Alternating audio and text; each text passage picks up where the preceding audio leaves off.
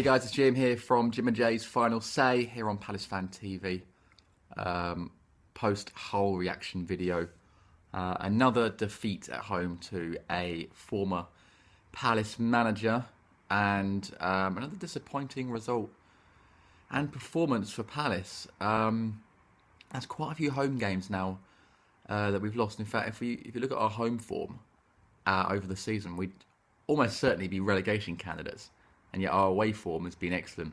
You know, maybe that of even a top 6 candidate. So we need to kind of even that out next season and certainly improve on the home form, because it's definitely disappointing, and we should be beating teams like Hull and West Brom fairly easily, really, given our recent form and given the quality of our squad. But as it was, Hull came to Selhurst on Saturday and played a very good game and probably deserved to win and came away 2-0 winners.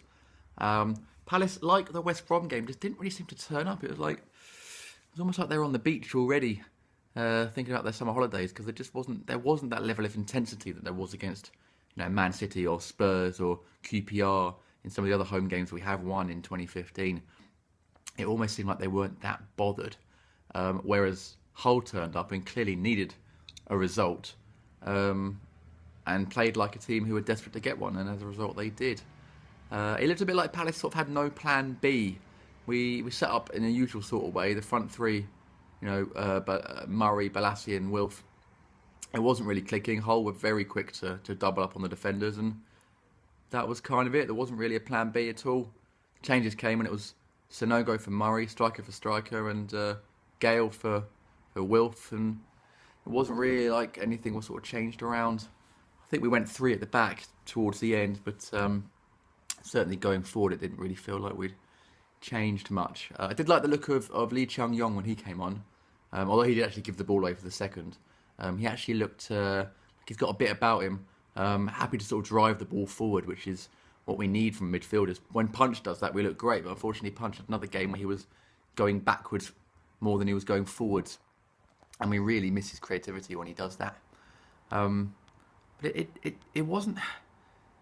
We played a lot of long balls yesterday, a lot, more than I can remember in any game, and even in the first 5 minutes, Murray didn't win a single header, and it was clear that any long ball was going to be sort of swept up by McShane and the other Hull defenders easily, and yet we kept doing it, and it never really came off, and poor old Muzza was just watching balls, challenging for high balls, and not really winning many of them. That, coupled with some really poor passing, Martin Kelly and Jednak in particular gave the ball away a lot. It just was a poor performance all round. It didn't click. And yet, we actually equalised towards the end. Sonogo scored a header. I'm not sure what it's disallowed for. Clattenburg suggested it was for a tug, but I've seen it back and I'm not really sure. And Hull's opener was definitely a handball by Brady before he squared it as well. So, actually, we probably could have got a result, but it possibly would have been slightly undeserved, because I just think we were second best throughout. There was no intensity. There was no real plan B. It didn't look like we particularly cared that much. Hull were very good at containing us. As soon as the ball went over the halfway line, they were on the Palace players' touch, making it very difficult. And yet, on the flip side, Palace didn't do that at all. The Hull strikers were allowed to drop off into that gap between midfield and attack, and find space very easily.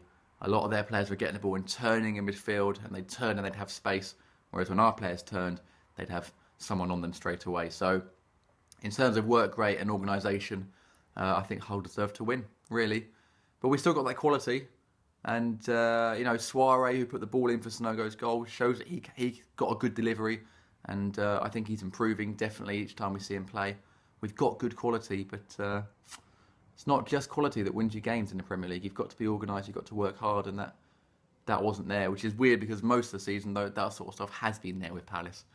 But on Saturday it wasn't, and that's probably why we lost. But, still safe, I'd say. Not mathematically yet, I don't think, but we still are. And knowing Palace, will probably go to Stamford Bridge next week and get a result, because that's what we do. But a bit disappointing.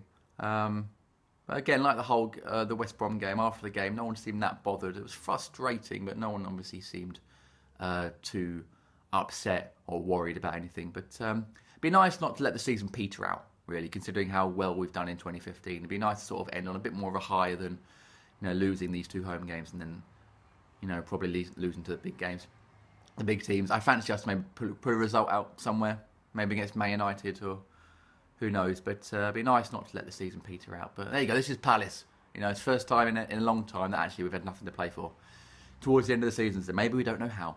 Anyway, that's me. Thanks for watching. Subscribe for more of these and give us a like below if you're enjoying these videos. Here's Jay from the Eagles Beak with his thoughts on the game against Hull. And we'll see you again soon. Cheers. Hey guys, back for another one of Palace Fan TV's videos. We're looking back at the Hull City game, and it's a tough one to look back on actually. Two games in the last 2 weeks which have been very similar outcomes. Two returning managers we spoke about last week and how that worked, and this week was very similar. It's a bit of a deja vu actually. Steve Bruce, former manager, wasn't at Palace very long. Comes back to Palace yesterday with a Hull City side which were very much out of form until they came to Palace yesterday, and they looked the more hungry, I think. Obviously, their situation is a lot more dire than ours. We're in a position where I can understand it's difficult because we've had a season where we've strived to get away from the bottom three. I mean, since Pardew's come in, he's done a great job, but I think a lot of fans went away from the game yesterday rather disappointed. There was a lot of question marks about the effort from the players, and I don't buy into the fact that the players aren't trying. I think there was a few new ideas yesterday. I think Jednak looked very leggy. I know he's had a 4 game ban, and um, to get over his trip to Australia and playing in the Asian Cup. But he looked, whether he's lost form, I'm not sure. He was subbed at half time last week, and he looked poor again yesterday. And it's not that's not being critical of our captain. He's been fantastic for us for long periods of time. It was just a shame because I think a few players are off form. Maybe there's a little bit of the pressure's off now and relaxation coming in. Is it difficult to get up for games against Hull and West Brom? They're professionals. You would hope that they would go out and do the same thing. And after watching both Jason Punchin and Yannick Bolasie on goals on Sunday this morning on Sky, I have to say Punchin spoke very well. They looked a bit fed up actually to start with. Yesterday was a difficult loss.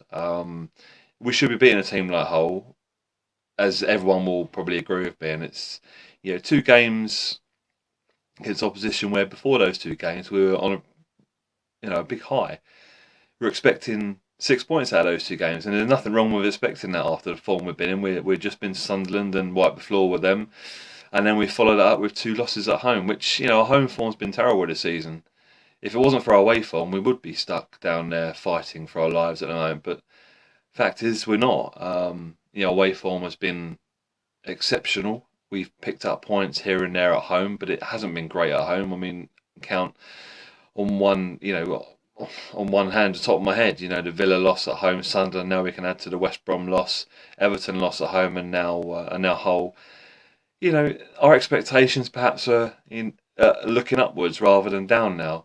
I think looking at a table, I think we're, unless we get a couple of decent results out of these last 4 games, I think top 10 is probably beyond us.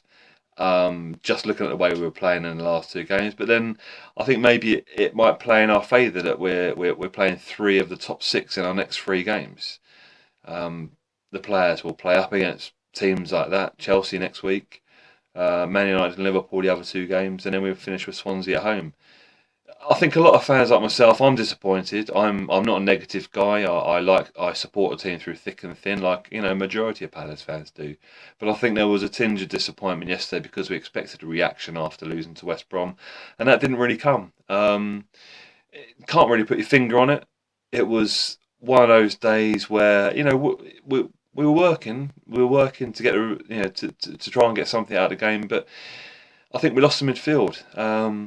Jednak was poor in the middle, as I mentioned. MacArthur couldn't do it all on his own. He runs and runs. He does his normal job, but he struggled without that man next to him, and Jednak was like off the pace really. And Livermore and Huddleston ran that midfield, and Hull deserved the win. The second goal they deserved. Sproney kept us in it with some great saves for us.